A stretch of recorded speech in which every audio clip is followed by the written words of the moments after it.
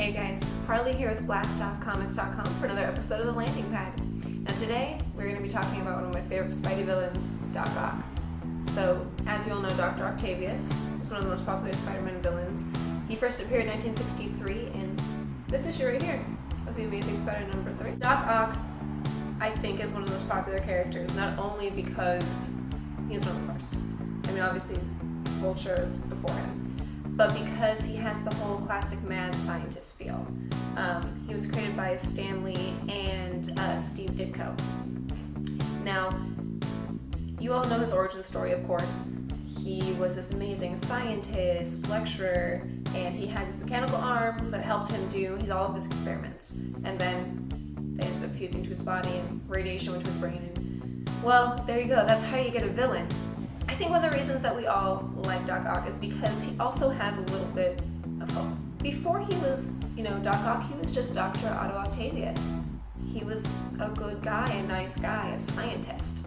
He did things that were good for the world. There's a great issue, actually, right over here, where he even tries to marry Aunt May. So, what other Spider-Man villain has done that? I mean, he's tried to take over submarines, and there's one where he tries to poison the ink that they use in New York City, so that people touch their newspapers and then they die. But he has no bounds because he has such a great knowledge. I think that's one of the reasons that he is so scary also to Peter Parker. Because you think about Spider-Man, yes, he has strength and agility and he's smart, but now you're throwing in a villain who is smarter than him. He's smarter than him. He also has no bounds when it comes to strength, because even if his physical body is necessarily hurt, he has got those big arms that are going to still carry him along and fight, because he just thinks, hey, punch that dude. That's so much more terrifying than, the Vulture coming down and being like, I'm going to get you, Spidey.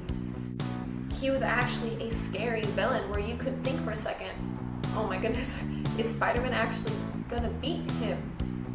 Because of course there's that famous, one where he has it on the front cover where he has it pulled up. He has Spider-Man, he's holding him by his arms and his legs. And he's there being like, what do you do now? And you're there going, oh my gosh, what is he gonna do? What is he gonna do? And you gotta know, Doc Ock is he's too smart for his own good. I mean, even Reed Richards' Fantastic Four, Spider-Man, who are both extremely intelligent, go, well, I actually have to think.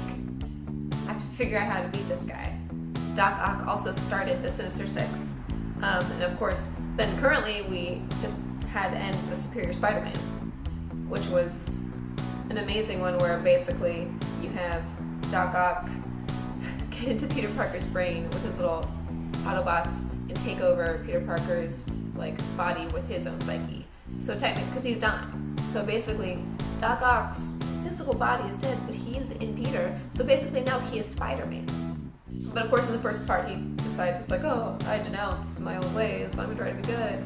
But he always at the same time goes, but I'm not the Amazing Spider, I'm superior, and you're just like, okay, Doc. Still, I mean, that gives you a little bit still of the whole Doc Ock thing. He's a little cocky, he's like, I'm smarter than Peter, more driven, so I'm superior. I'm superior Spider-Man. I mean, he wasn't the first Spidey villain, but he was the first true threat to Spider-Man.